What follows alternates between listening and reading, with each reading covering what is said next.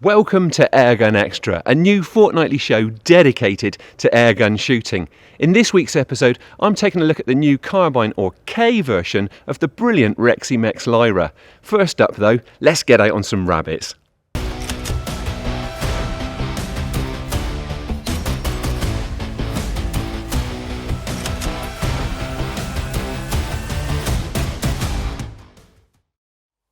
Right, I'm out on the rabbits this evening. I am actually expecting to encounter them by daylight, but more so as dusk approaches, so it's a little bit early yet, and while we're waiting for the light to dip, I thought I'd just talk you through the kit that I'm going to be using. So the gun is the FX DRS, which I've been using a lot lately. This one is sub 12 foot-pounds, 177 caliber, and it loves QYS pellets.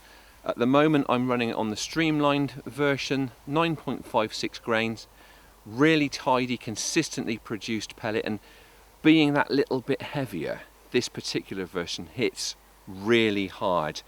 The DRS, as I said, it's very accurate.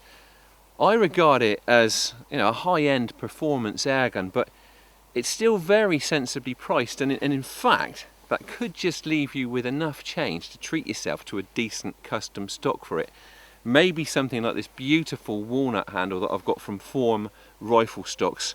Now, apart from looking great and really complementing the DRS's overall aesthetic, it also feels really comfortable in the shoulder, and it has a push button adjustable cheek piece, which makes it very easy to get very good eye scope alignment. The other link obviously in the accuracy chain is having a decent scope, and this evening it's going to be my trusty Hawke Sidewinder.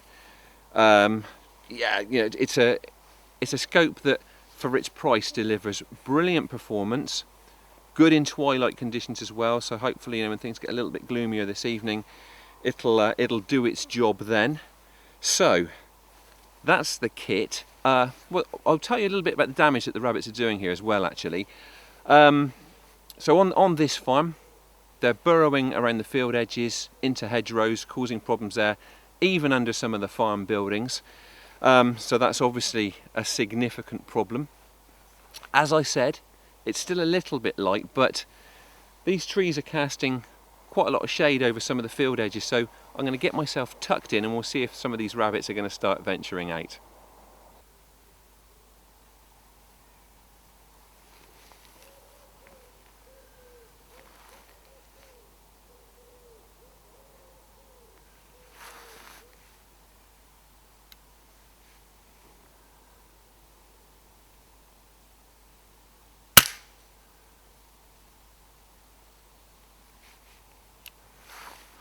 Well, that one actually came out a little bit earlier than expected and was actually in an area that hasn't quite been reached by the shade of the trees just yet, so much for me thinking they'd want it to get a bit darker.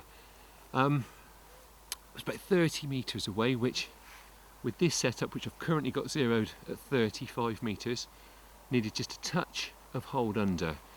I know the range because, as I often do, I actually checked the ranges straight after I'd settled in here. I've just got a little Hawke rangefinder, and I clicked the distance to some prominent trees and fence posts, and that just means that when rabbits venture out, I can gauge the distance of the shot relative to the marker that they're closest to, and it just saves me from having to wave the rangefinder around while rabbits are above ground, and obviously there's that risk of spooking them.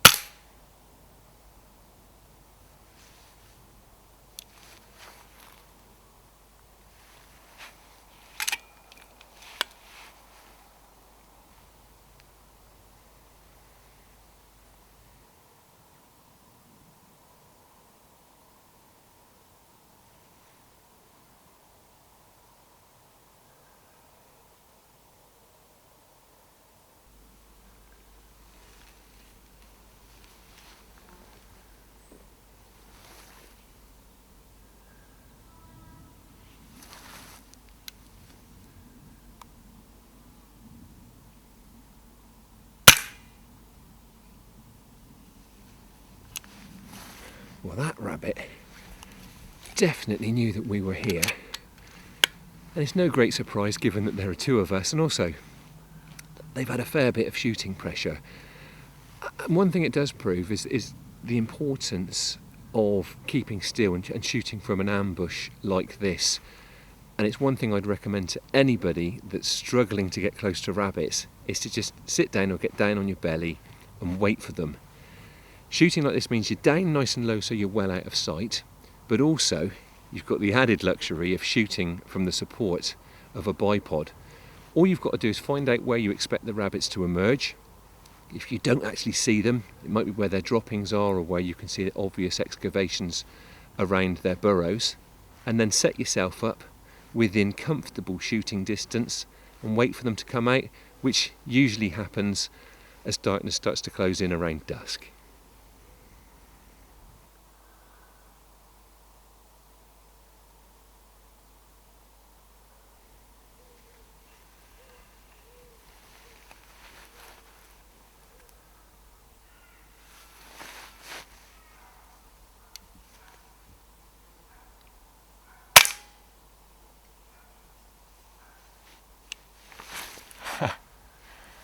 Well, that one was tucked down behind a bit of a bump in the ground, and I did think about squeaking it to try and get it to sit up, but it seemed a little bit uneasy and I didn't want to risk spooking it. Anyway, I managed to thread a shot through.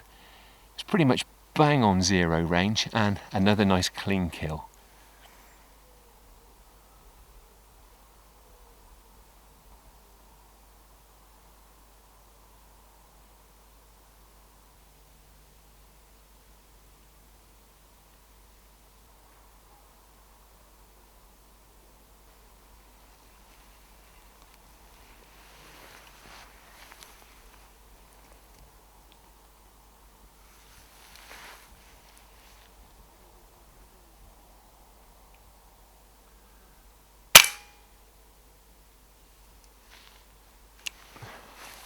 Another one pretty much smack on zero range there. That was quite a long wait for that one. Things have definitely slowed down. And one thing I will say is that this sort of ambush from the prone position down on your belly, it does have one big disadvantage, and that is discomfort and cramp. And I really need to stretch my legs. So we're going to make that the last one. Also, the farmer has mentioned that he's noticed a few signs of rats around some of the farm buildings. So we want to get over to there and have a bit of a look round, see what we can find before it gets properly dark. I've been giving quite a few of my rabbits away to a local birds of prey centre over the past few weeks, but these ones are going to be picked up and coming back with me and going in the pot.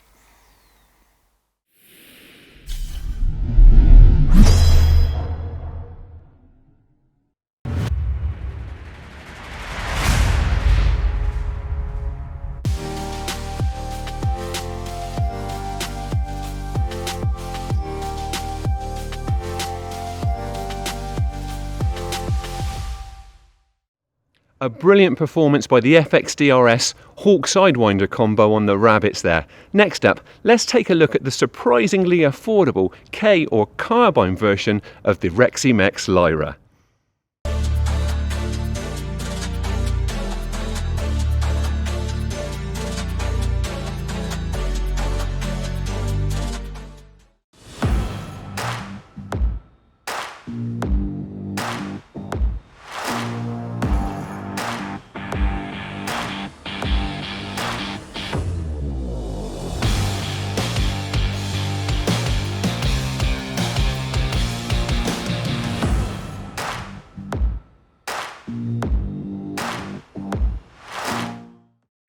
Range-Right is a company that listens carefully and works closely with its suppliers to ensure that shooters get exactly what they want.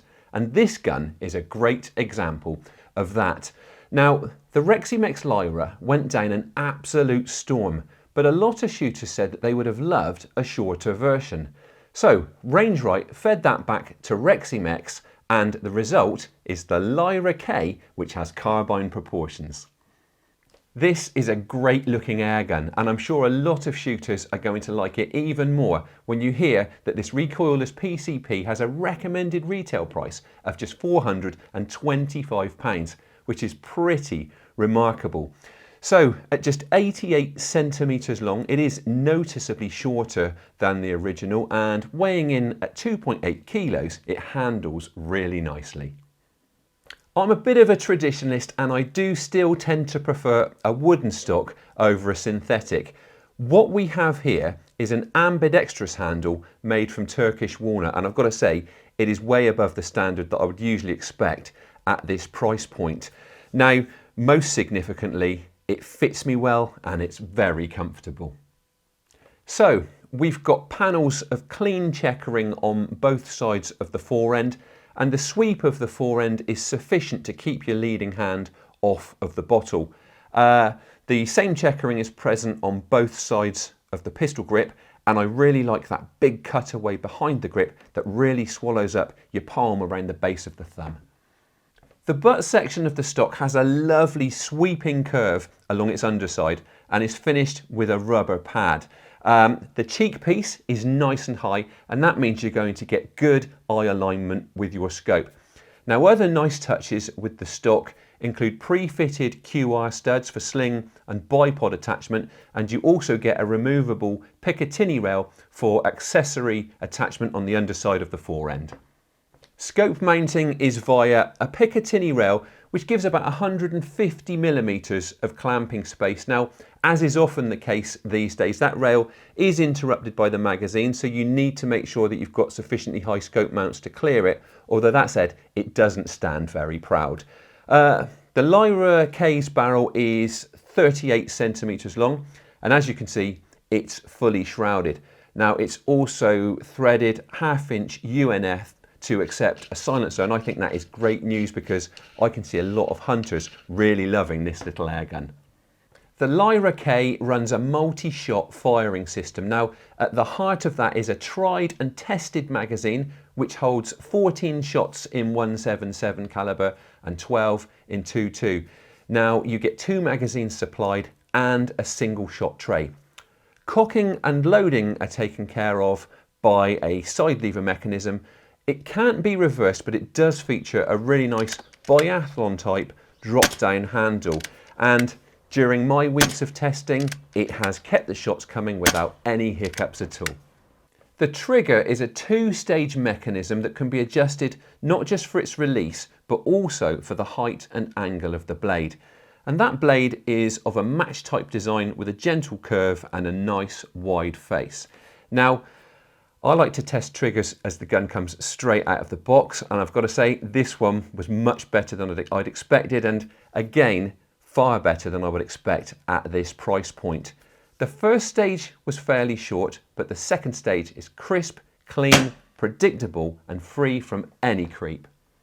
There is a switch type safety catch positioned just in front of the trigger blade. Now, a lot of you will probably know that I tend to prefer safeties to be further from the trigger, but this sort of arrangement is very popular, and it's got to be said that it is very easy to operate. So it's safe when it's in the backwards position, and you simply push it forwards when you're ready to take the shot. Power-wise, the 177 caliber test gun is doing about 11.2 foot-pounds. Now, it's not regulated in the true sense, but it is pretty consistent, staying within 7 feet per second over a string of 10 shots. Now, there is actually a power adjuster, so if you wanted to wind the power down, maybe for backyard plinking, it's positioned just in front of the magazine slot, and you can get the power down as low as about 6 foot-pounds. As you can see, this is a buddy bottle airgun. Maximum field pressure is 250 bar, and from that you can expect about 80 shots. Remaining air pressure is displayed on a clearly marked gauge that's sunk into the underside of the stock, and when it is time to refill, it's simply a matter of coupling up the supply connector on the inlet, which is next to that gauge. For an affordable airgun, this little PCP is surprisingly accurate, and it's more than precise enough for pest control over sensible ranges. Now, shooting from the support of my bench, I was getting really tight single hole groups at 20 meters, and it was still single holing at 30 meters, although usually a little bit more raggedly, but that is still very impressive. So that is the Reximex Lyra K, and I applaud Rangerite for working with Reximex to deliver this option of an already very popular air gun. It's really solidly constructed, it looks great, it's now even more compact, but most importantly, it shoots very well. This is a brilliant value carbine PCP.